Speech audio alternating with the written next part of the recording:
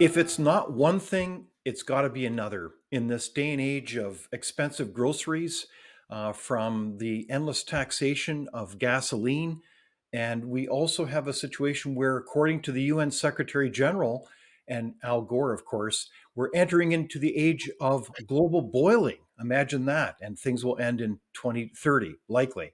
So who knows? But in this time, it seems like everything is pretty absurd. A clear path forward requires looking back and learning. Good public policy requires human connection. It's a consideration of the facts, applying common sense, and innovation. It's urban, it's rural, it's real life. We all have something to contribute. We all have a responsibility to get informed because there's a little piece of Canada in all of us, isn't there? Let's learn on this path together. This is Leaders on the Frontier. So today we're going to be talking about absurdity with our guest, Elizabeth Nickson. And welcome, Elizabeth. Hi. Elizabeth, I'm really honored to have you join us. You have done an awful lot of very interesting investigative journalism. You've written for many of the leading publications in the world, whether you were a journalist for Time magazine or the European bureau chief for Life magazine, as I recall. You've also written for The Guardian, the National Post, the Globe and Mail, Harper's, to just name a few. You've also written many books, and you're also a fellow at the Frontier Center. So we're delighted to have you. Well, I'm delighted to be a fellow at the Frontier Center. Well, I'm excited about our discussion today because we'll be covering an awful lot of topics, and I think a lot of them relate to the wide range of themes that you cover within your Substack, which is really quite fascinating.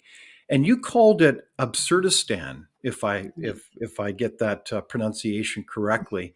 But why did you call it Absurdistan? Well, apparently, David, it has a root in the eastern states, East Berlin and Hungary during the Soviet takeover. It was just when they imposed those sets of authoritarian rules, everything became absurd, and they actually called it Absurdistan, but they used a P instead of the D. Oh, I see. Somebody sent me the crest that they use. So I very much think that Canada is going hard Marxist, and much of what's happening is absurd.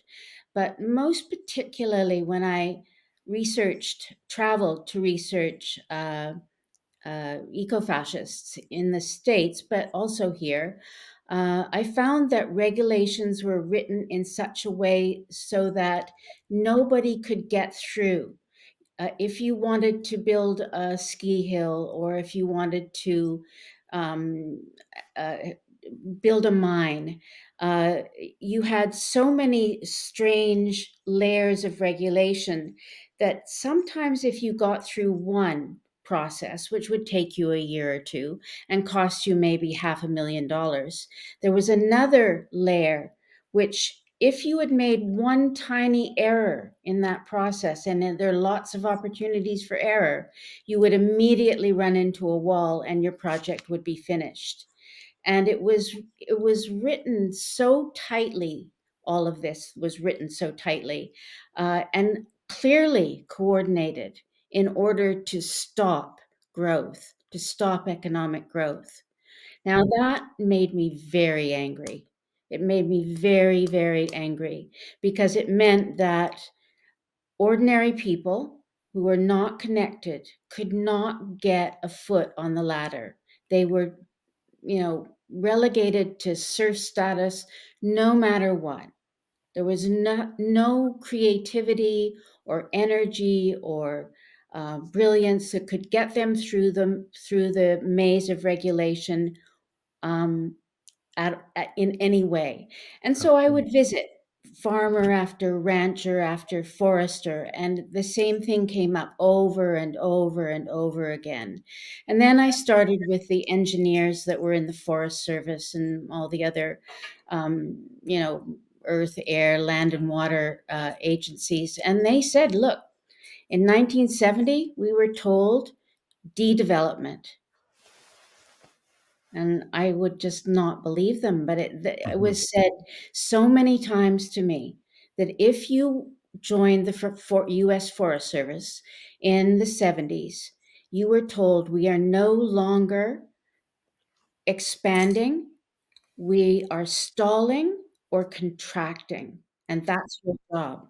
So let's just get to that in a moment here because I mean, I certainly appreciate reading your Substack on a variety of topics, but Absurdistan was a very appropriate title then, given that kind of history of almost like a group of leaders within the state and beyond that are not about empowering people, but almost disempowering them. So I did want to ask a little bit about you, though, in terms of your background, Elizabeth.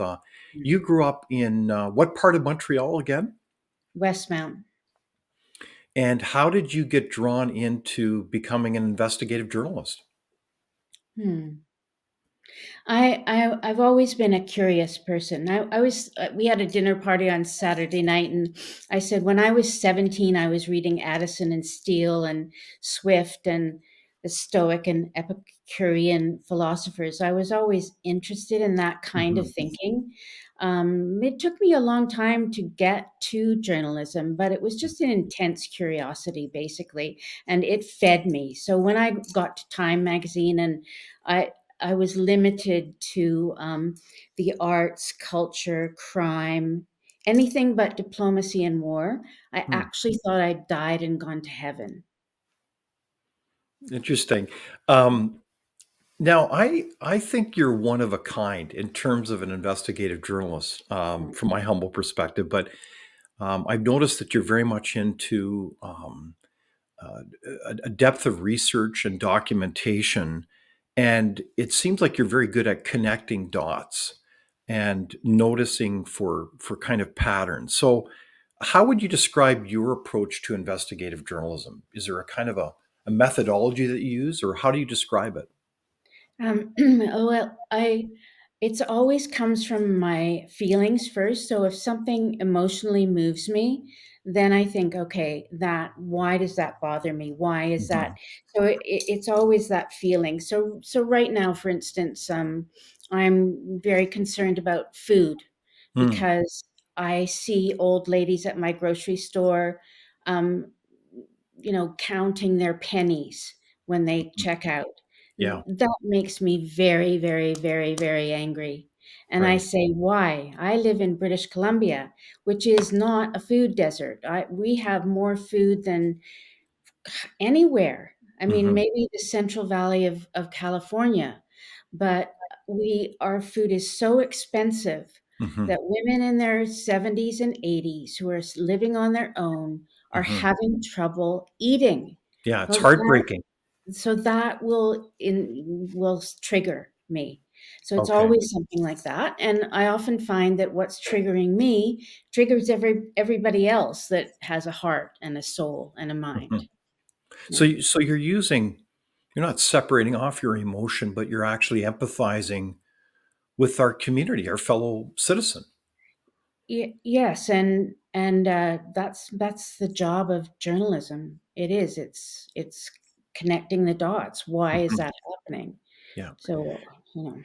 So I find that fascinating. So how do you then develop a healthy skepticism of issues that are happening? And we know that, and bear with me, but in my own experience, issues are sometimes black and white, but often there's a complexity to them. I refer to it as peeling the onion. There's different layers of complexity.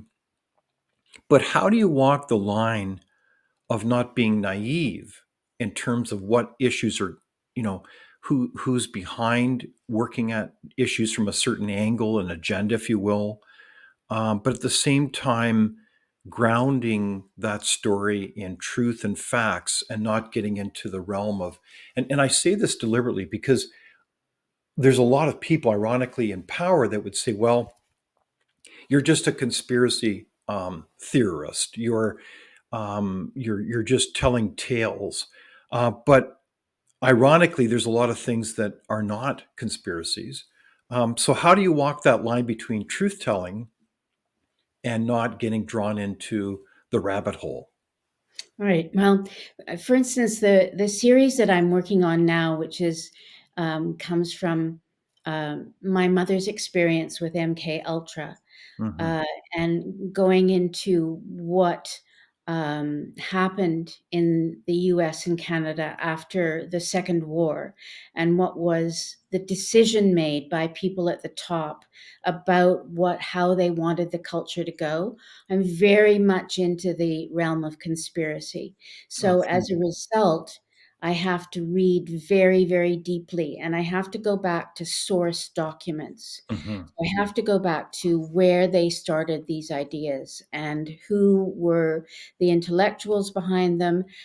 How did that set those set of ideas translate into reality through behavioral institutes? How Hmm. those institutes moved into the bureaucracy.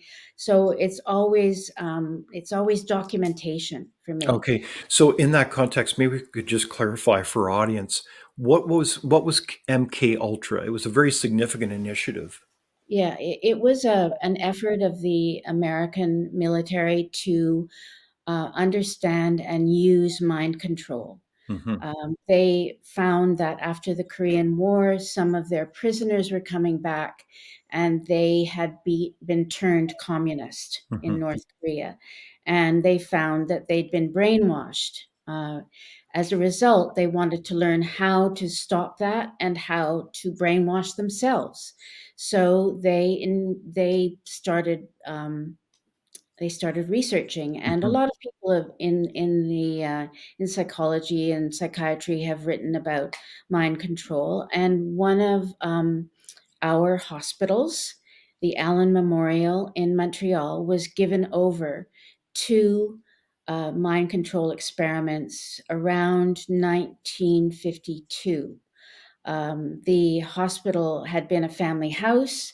All the sons had been killed in the Second War, and the family gave it to Ewan Cameron and the McGill Medical School and the CIA. Hmm.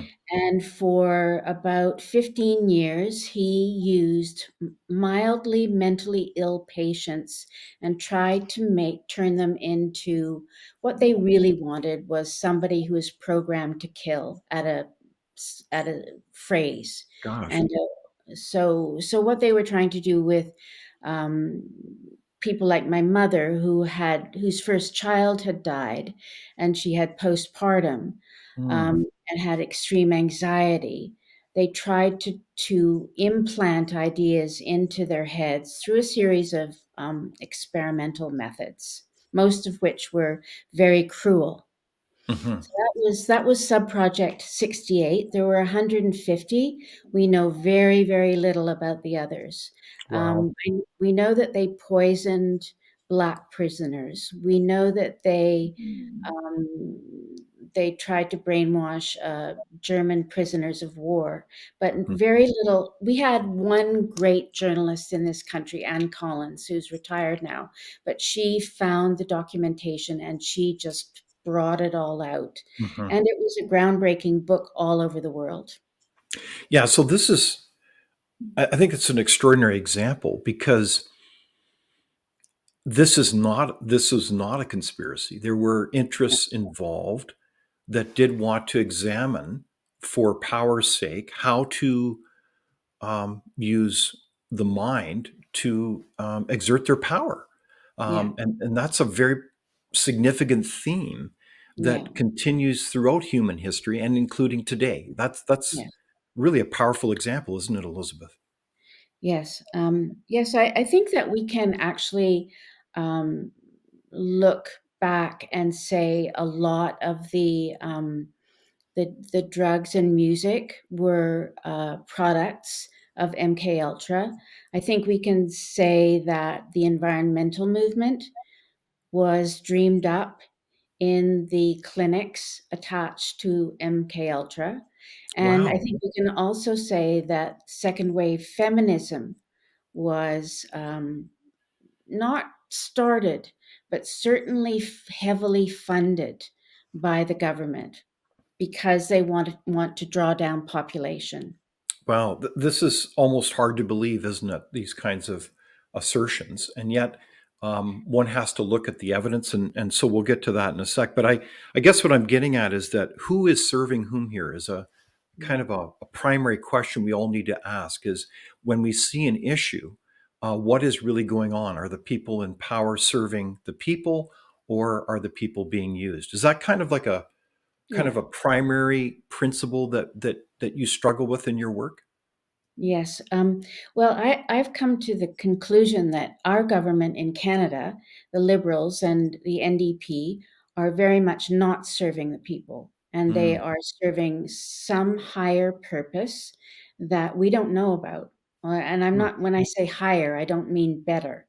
I mean that I think there's a collaboration between international socialism and the World Economic Forum. Interesting. So you really draw those elements together.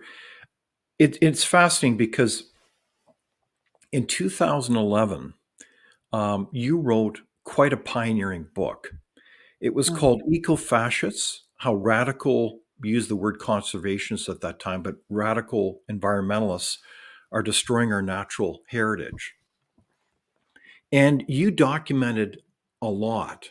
And in many ways, I would say, in my opinion, that you really foreshadowed a lot of the elements of what are happening today. You talked a lot about the campaigns to shut down oil and gas in Canada. You talked a lot about the funders behind that movement that were funding NGO or non-governmental organizations in quite detail, and it was really quite pioneering work. And I mm, think you documented a lot of the so-called pseudoscience, just utter nonsense that mhm. guided so-called decision making or advocacy that actually undermine the environment in some measure. I know it sounds hard to believe, but and you talked a lot about the hypocrisy of the environmental movement. Um, you talked a lot about culture as well, and so I guess when you look at that book today, what how would you explain that book to someone today in 2023? I don't know. I mean, I don't think anybody that hasn't come to the conclusion of some of the ideas of the book would read the book because it's so radically against the kind of climate change panic zeitgeist. Hmm. Um, the thing that captured me because I was doing more land than air, but everywhere I went in the States and here as well, uh, the Endangered Species Act was the thing that was preventing anybody growing.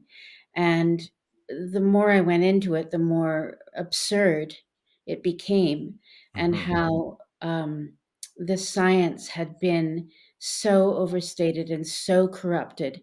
I mean, outside of the cities in the US, the Endangered Species Act is the most powerful act in the land. It determines everything, and it's based on false science. It's all falsified.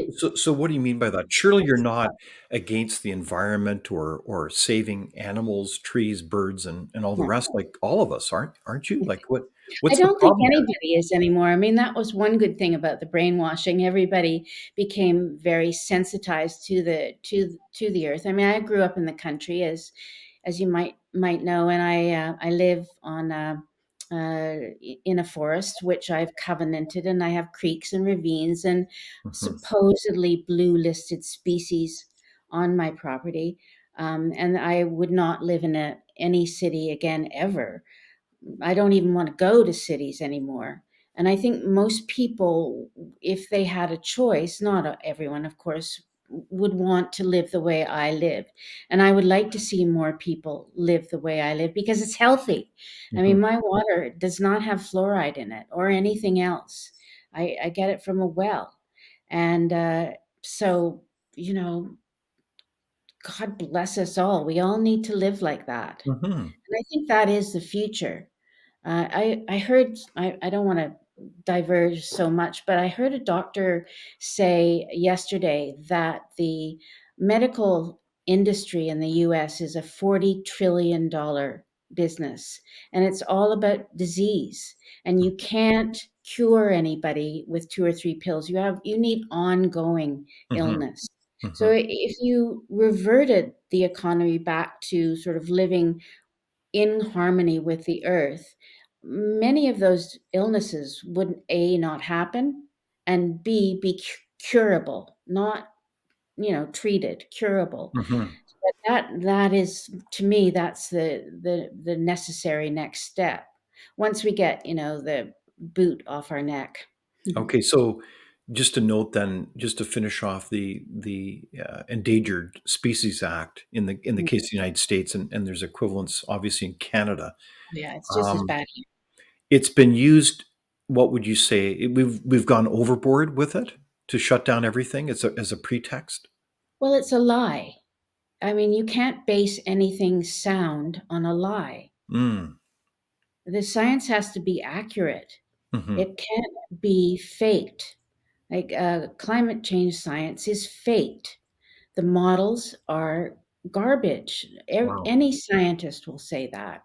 Any honest scientist who's not making money and doesn't have to maintain his position in a university, but most of the retired, um, well, you know more about this than I, David. It's frustrating. I can't bear to really talk about it because it's so obvious. Hmm. So, for example, the assertion that carbon dioxide is a pollutant, when in fact we know that's simply not true. And It's elemental. yeah, It's necessary for life. This is why we, not too far from here, we pump carbon dioxide into greenhouses so that they can grow. And yeah, historically, we know that um, greenhouses are masters of growing things. And yeah. so, yeah, no, we could go on for quite a while here. So oh, so what do you think is really going on here then when it comes to the UN talking about a plan of 2030 to get rid of carbon dioxide? It almost sounds Orwellian, 1984, where you're taking words or facts and flipping them on their head. Is that what's Yeah. going on here? For to what end? Yeah. I think it's really to stop population growth and to start drawing down the population. I Hmm. don't know why they want to do that because it seems absurd. But there is so much evidence that all of the people who run these programs profoundly believe that the earth is overpopulated, and Oh. they believe it as an existential fact, or they're using that belief in others to manipulate the situation. And Okay. I can't really fathom the depth of their corruption. So that's a very different point of view that you don't really hear often. Is Yeah. this notion that somehow humans are the problem. It's almost like an anti-human perspective. And I guess that's a Yeah. symptom then of very deep value differences. And I'll Yes. get to that in a second. The sense that a lot of us have been taught that every human being is precious and made in the image of the divine. But if you don't believe that, then I guess human beings are like Yeah. animals. They're to be Yeah. used as instruments or tools. Is that it? Yeah. Not that I treat animals poorly, no, but they're just to be part of a power game. Is that kind of where this gets down to the nub of the issue? I think so. Yeah, I do. Wow. Um, yeah. I one of the things that has always intrigued me about modern literature is that when I was growing up in Canada, everybody went to church. It may not have been that everybody loved going to church, and certainly Mhm. my generation and the generation that followed wasn't, all that keen, but you kind of had to go. And that was the case in Canada from its founding by Europeans, or mostly the English or the Brits, that everybody went to church. In my family, which is, seventh or eighth generation Canadian and 20th generation American, it was a Christian family, and every other Mm. family was Christian. And we would sit there every Sunday for 400 years and listen to the fact that humans are sacred and equal under God. Right. And once we split off from that in the 60s, humans became a virus very, very quickly. I Mm. mean, in terms of the sort of primitive management of humans, the fact that you had to go to church every Sunday and listen to that, even if you were an evil capitalist, you knew that you had to do something. You had to pick people up. Mm. And my family was particularly charitable, I think, because they'd been here for a very long time and they were prosperous. But they saw that as more important than success. I mean, success was very important, it was obviously necessary. Mhm. But the next step, you were not an adult unless you were working in the community, directly facing other people's distress. Hmm. And once we lost that, disconnected. We assigned all that to government. We lost part of our humanity.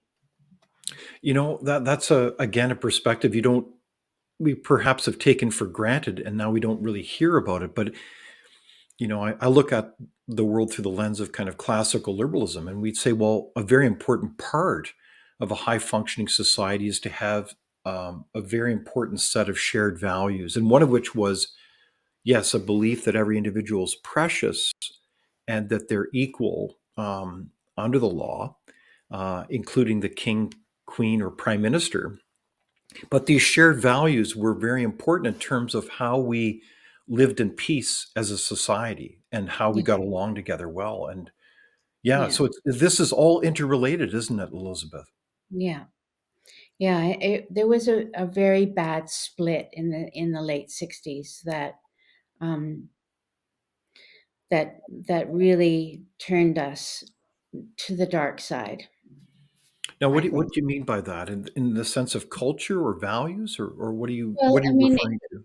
I don't know whether you watch television or premium television, but I stopped a while ago, but it's all very, very dark now. There's Mm. nothing positive, and every single person is so flawed and so mean um, and dark, and where they are afflicted with addictions. And so all the models in our culture now are dark Mm. and demonic, and our heroes are billionaires with excessive. I mean, it's really a corrupted culture Mhm. from my perspective. Yeah, so um you're really challenging us to say, wow, the culture that we drink in is very reflective of what's going on within our minds and indeed our souls, yeah, and we need to pay attention to that. So yeah.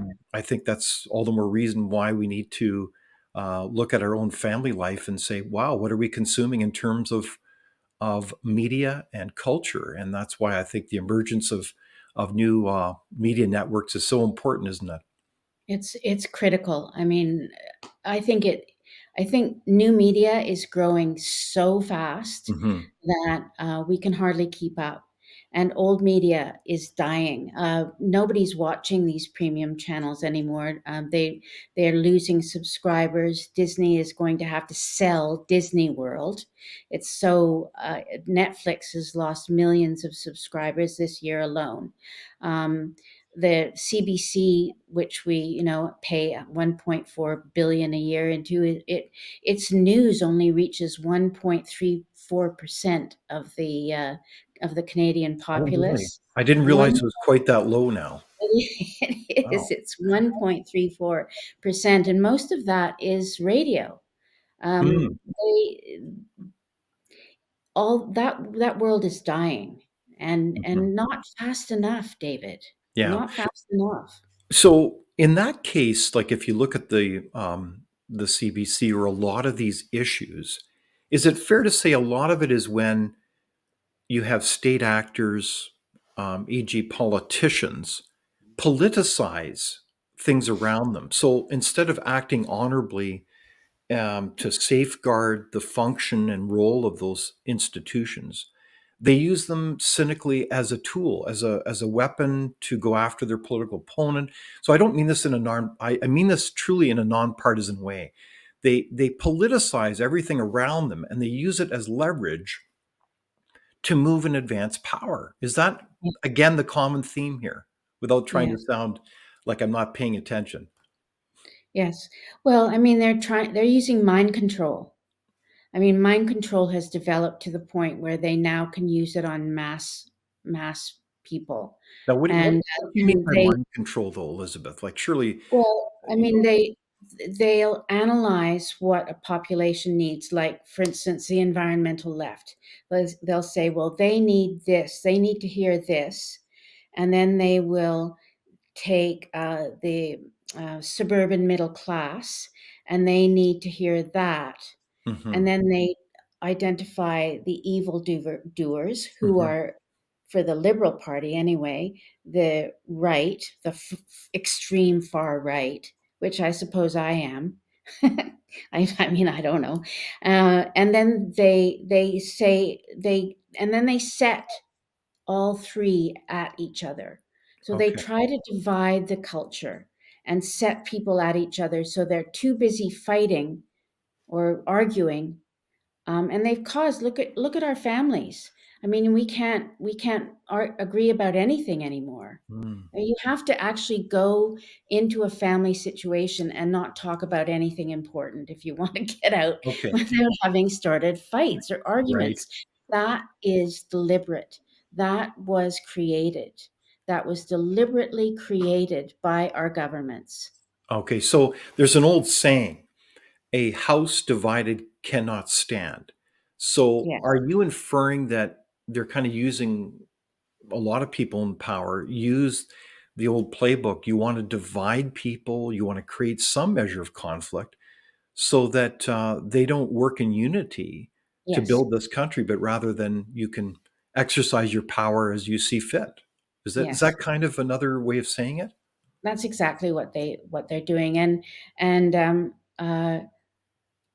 I think that the current Liberal government, because they are so close to the World Economic Forum, are using the World Economic Forum's behaviorists Hmm. to craft messages for Canadians. We're almost a test case because we're way out on Mhm. the leading edge of what Agenda 2030 wants from people from the West, uh, by which I mean the democratic West, Western Europe, and the US and Canada, Hmm. and Australia and New Zealand. They want us to shut our economies down so that we have a typical 1.5% growth, and our middle class deteriorates, Hmm.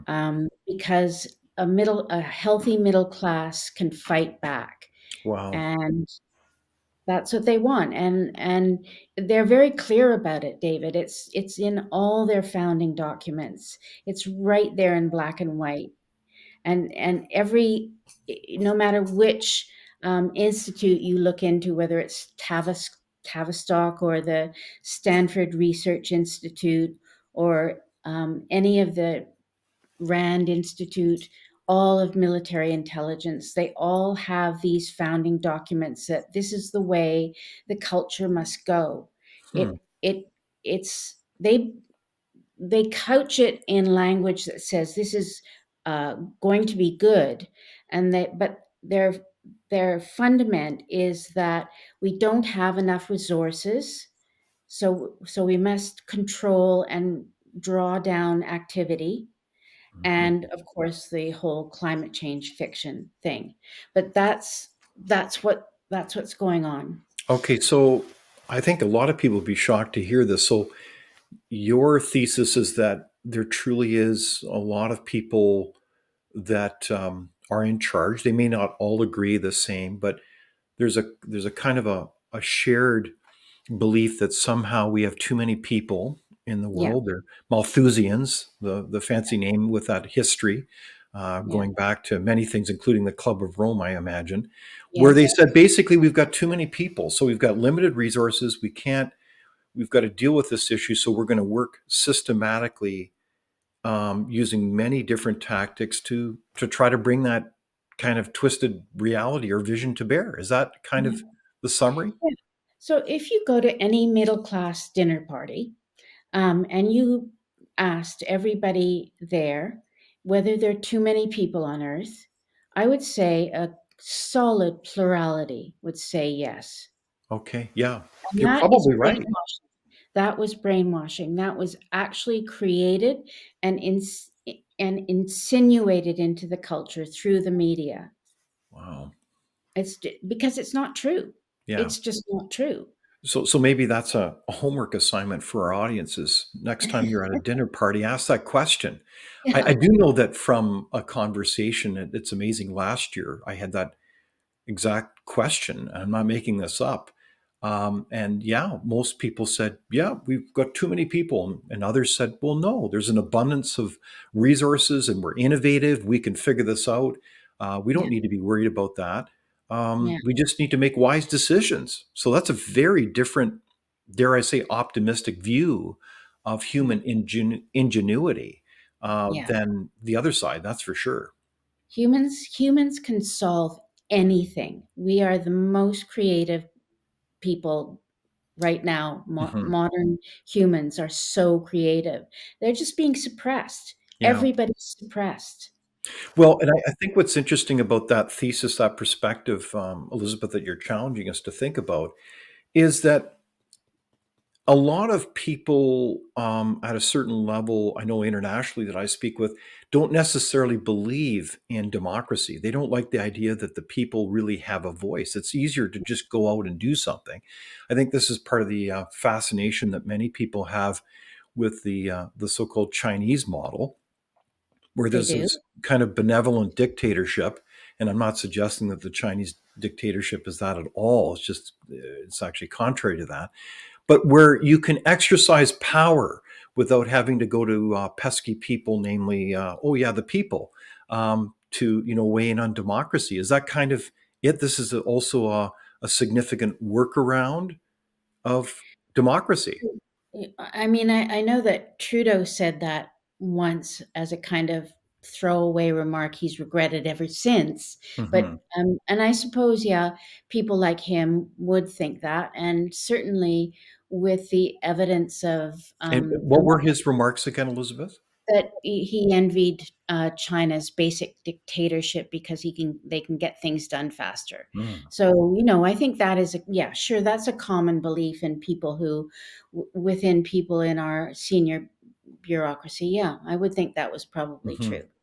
Yeah, Yeah, so it's a little bit of as my friend Dr. Eamon Butler is the head of the Adam Smith Institute in London would joke, these are the good and the great, the people that think that they have the prerogative to run yeah, your life and you yeah. don't have the right to live your life as you see fit as an adult. It's almost bizarre, isn't it? It is. This is an example I use quite a lot recently. My both paternal great grandparents settled in Vancouver when there were only 4,000 people here, Mhm. and they, they built the city. The Nicksons were pioneer contractors, they were called, but my great grandfather Doug, he contracted Kicking Horse Pass, which is still the highest, longest, railroad pass in the world, and he had a high school education, Wow. Liverpool School for Boys. And this was in the 1890s. So if he can do that, David, we can do anything. Yeah. We can do anything. Well, I like that sense of optimism and pioneering spirit that founded the frontier and did so many great things. Because it's interesting, you think of so many persons in power. What thing that strikes me, and I think you point this out in a number of your articles in your Substack, is the hypocrisy, where you have people, and I don't like to throw this out lightly, but the elite make certain actions that don't at all relate to what they want everybody else to do. Yeah. So you have people flying around, for example, preaching and trying to institute by law all kinds of edicts about climate change, given that it's a so-called existential threat. And yet you have people flying around on jets, like you have the governor general flying to, what was it, the climate summit, if I recall, in February in Finland, burning up 25,000 liters of jet fuel while going to a climate change summit. I mean, is this not somehow Hippocratic? I mean, maybe you could have joined the meeting by Zoom. I think that's part of the demoralization program. So that, Demoralization? What do yeah, you mean? so what that is it's meant to make you feel frustrated and little, Oh, I so hadn't that they thought of can that. do that, but you can't heat your house in the winter. It's a way of suppressing people, and the absurdity is an added insult. So part of the depopulation program is demoralizing people, and it's particularly demoralizing um, bright, educated, middle class kids from having children, because they would create children who would want to do something with their lives, that would get up and go. So they would like to have a lot of very humble, submissive immigrants rather than Passive. um, Passive is the word that comes to my mind. pass- passive immigrants. So what they're trying to do is they're just trying to crush you. They're trying to crush your feelings, your attitudes, your initiative, your creativity. You can't do anything about climate change. You can't.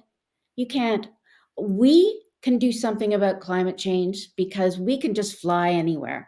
We are so above you and we are so privileged, and you can just, breathe our jet fumes. Really, it's Hmm. that cruel. I think it's that cruel Wow. and that deliberate. It's hard to relate to that, but perhaps these people do think they're gods. Um, I think that they want to be. I think that they want Wow. to be. When I was growing up in Westmount, I knew the children of the men who had brought the CIA into the city and installed them in the Allen Memorial. In fact, my one of my best friends, the Ravenscraig was her family house, and they growing up around those people was instructive because they thought of themselves as all powerful Hmm. because they owned everything. They owned everything. They owned the newspaper, they owned the cement country company, they owned all the shipping lines, they owned everything, and they employed thousands and thousands of people. Hmm. And you could just feel the disconnect in our neighborhoods, which were so separate and so hallowed and so heavily fenced, and it's very much like that today among those people. And while the people that I grew up in among were still Christian, at least Hmm. nominally, and they did go to church, they had still had that. But I don't think the ones that are like that now do. I really don't. And I know it's a stretch because I like to think of everybody as inherently good. I Hmm. really do. I mean, I walk around like that all the time, that everybody's inherently good. And it takes an effort of will to use my reason and my experience with these people, Mhm. um, to to admit that they do not have the best interests of people like us, ordinary people, normals, as they call us, or they Mhm. call us, useless eaters, or Mhm. outsiders, or oh, here's a phrase from my childhood: the many too many, The the many many, too many. the many too many. Wow. Yeah, Well, it's certainly a pernicious attitude that can be present in all of us to some degree. But, my prayer is that we are gracious and kind to each other and that we do actually try to serve each other.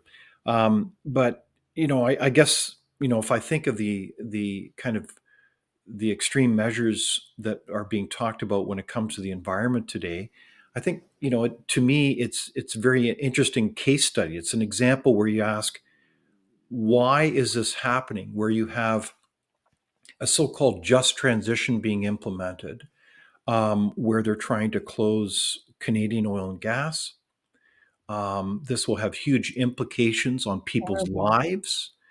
And terrible. what's driving this? I know that one of the things that you've talked about in the past, I think it's in a number of the papers actually you've done with Frontier over the years, has been the so-called iron triangle, the Yes, relationship between scientists, the media, and then politicians. And there's a kind of almost a perverse circular relationship that creates kind of an industry that funds yeah, all this. Is that? yeah. Can you tell us more about that? No, the iron triangle, the environmental iron triangle, is bureaucrats, environmental NGOs, and politicians, and they just work together over and over. And they often, it's less common for uh, environmental activists to become politicians, but they do. It's more common for them to move from bureaucracy to NGO, back and Mm, forth, and that's really bad, because what happens is that these projects get funded and nobody really knows about them. No one knows what's going on. I mhm, mean, if for instance, Peter Hawley was telling me that RFK Jr. set aside an entire section of Western Manitoba at one point, and just set it aside so nobody can use it. I mean, there's so much of our country that mhm, is very, very beautiful that is not being used mhm, because the Westons have set it. Weston Foundation, along with the Nature Conservancy of Canada, has set aside so much gorgeous land that could be used for people to live in, that could be used for recreation, that could be used for wonderful hotels or mhm, ski resorts, or just for people to visit. But now they're empty. And one of the things about ecofascists that was fairly unusual is that land set aside degrades. They found it in Africa. They found it mm, everywhere. What happens is that unless humans are actually tending a rangeland, or a watercourse, or a forest, it starts to dissipate. I mean, all the fires that we're seeing now, David, are completely preventable. And I wrote about it, and many policy people have been writing about it for some time. But after the spotted owl came in, the order went out mm, across the world, from the Food and Agriculture Organization at the UN, and all of the Forest Service ministries, that the forests were to be left alone, and that all you couldn't do any thinning anymore. You couldn't cut down. You couldn't clear old stumps. I had a friend whose father was head of Crown Zellerback, and he said we used to drag the stumps out of creeks. We used to clear the fields so there mhm, wouldn't be any tinder left on. Couldn't do that anymore. We had to just like let everything grow. So what's happened is all of the forests, because they are untended, have turned into tinderboxes. So they have these things called fire ladders of brush that crawl up the trees. And Hmm. then because there's not enough water in the soil, because there's so many trees, everything desiccates and explodes in fire.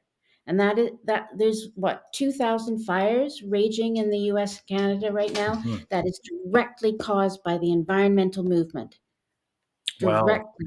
So that's a very provocative thesis. That people need to pay attention to is forest management practices matter, especially as we look at wildfires today. Um, so when we think of that iron triangle, Connect us to the iron triangle. So yeah. why I used that was that, because NGO officers move into the bureaucracy and they write the acts. Hmm. Nobody knows about it because the media doesn't report it, and they don't report the downsides ever. So these things happen out of the way, and they've happened everywhere, because that's the thing about globalization. It doesn't Hmm. happen in just, none of it. It Hmm. happens all over the world, in every state and every county. So that desiccation of these forests and the forest fires, happened from the founder of Earth Day, Dennis Hayes, during the Clintons' deal with China in '93. He went to Clinton and he said, "Look, here's a really good thing for you to do while you're doing this deal. It will take a lot of the heat off you. Shut down the forests of the Northwest over the spotted owl. I will turn out," he told me this himself, "I will turn out 150,000 people on the streets of Portland and Seattle, and you put that act in, and it'll take all the media away from this deal that you're doing from China." And Wow. he did it. Yeah. He did it. He thought I So, was on their side then when he told me. but you notice that the tactic is to use the state to advance power, not in a transparent, accountable way, Yeah, but yeah, rather to use it covertly and behind people's back yeah, in terms of accountability, and to also pretend that it gives the idea that there's a large citizen movement behind it, when in fact yeah. there isn't. If they don't even, because they don't even understand what the issue is. No, they don't. No. So speaking of the government, let's turn to how the private sector seems to be adopting a lot Mm, of this kind of bizarre ideology and action, um, and it has to do with woke capital, the sense that you have. It could be your corner bank that's getting on board with the so-called environmental social governance movement, where they look at all your investments and they run it through kind of an index, a rating, if you will, a social credit score. What do you think about that?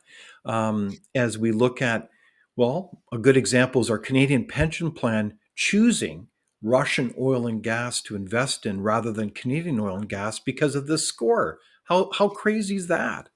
it's madness. Well, that's fascism, right? Now, what do you mean by fascism here? Because I think a lot of people say, "What fascism? What does that mean in this context?" Well, I mean, it's the ESG scores are out of the UN, which has signed treaties with Canada and with every province in Canada.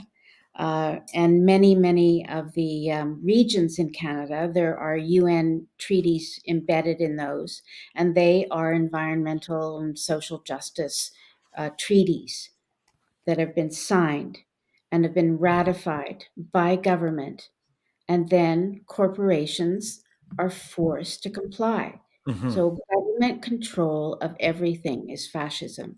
So that's what's happened. The government has captured capitalism. It's very um, um, impressive strategic work. That's what I think of it. But Okay. that's what it is. I mean, that's the basic definition of fascism, is government control of everything. Okay, so that makes a lot of sense. So if we turn to the citizen, what do you think, Elizabeth, the citizen can do as they look at trying to be empowered to be able to, well, participate in the democratic process so that we can actually, dare I say, turn our country, in your opinion, from a place of Absurdistan to a country of prosperity and democratic freedoms? Well, I think people are fighting back, don't you? I have a sense that this is an information war, and that people are obsessively acquiring information because of the growth of new media. And the failure of old media, and people are some on an edge of panic. I sense that a lot of Mhm, people are because a lot of if you try to destroy the middle class, then every family's going to hurt, and when you're hurt you start to look for reasons. And mhm, I think that's why new media is growing so fast, and as a result, um, people have to actually get up and go to meetings. mhm, They have to go to their local meetings, and they have to start to get involved. That's the only way to do it. In my region, which is very, very left wing and very, very green, um, we have a nascent movement of the 10,000 people on our island. Maybe 1,000 of us are fully awake as to what is going on. mhm, I would say about 3,000 are completely disengaged, and the rest of them are brainwashed. And I would think that that was probably a pretty good reading of the situation in Canada. I mean, that the recent polls show that everything that Polyev says is very popular, mhm, and everything that Trudeau says is very unpopular. So people, as long as people are becoming aware and awake, the next step is that they have to get involved, and they have to shake the tree and get these people out of there. Because one of the things uh, that the government has managed to do is to empower a lot of very left wing people in local bureaucracies, mhm, and that has been a terrible, terrible mistake, because either they're incompetent or they are just punitive. But in fact, for instance, here, I love using this place as an example because it's so egregious. We have almost no uh, low cost housing. And there are a lot of people living in tents and in their cars and in trailers all over the place. And we are 90% of our land is under conservation. So that's 90% of free land. So there have been affordable housing um, projects on the board for 25 years that are still not approved, wow. despite the glaring need. And that is because our bureaucracy and the advisory committees around it, which is what every local government has, are staffed by people on the left who, for some reason, don't want to house anyone. Mhm, Why? I don't understand. It yeah. doesn't make sense, but they don't, and they fight it, and they fight it to the death, and they will do anything to stop the housing. So unless people get involved on that kind of level, not much is going to change. Wow. I mean, even if we elect a new government and they're populist, these people are still going to be in place, and they're Mhm. still going to be moving like like just like ice. They don't move. So So, but what a profound challenge to renew our society, for all of us yeah. to get involved locally, to become better aware, to Mm. speak up, and so I think that's a very good challenge, Elizabeth. It's a great career path for young people because there's so much to do. I mean, it would fill a million new lives with purpose and gravitas. So well said, Elizabeth Nickson. I'm so grateful that you could join us for this conversation today about many things, including looking at the world in terms of how we renew our rights and freedoms and our responsibility as citizens. So thank you so much for joining us, and thank you for your courage and your wisdom. It was a great pleasure, David. Thank you. Thank you for watching Leaders on the Frontier. We're a nonpartisan think tank. We explore ideas, policy, and practical solutions that can make a difference in the lives of Canadians. We do not accept any government funding. We work for you. Thank you for supporting Frontier. Visit fcpp.org to give. While you're there, be sure to check out our latest articles and research. Without open discussion and debate, you're not thinking, nor are you free. Comment below. We'd love for you to join the conversation.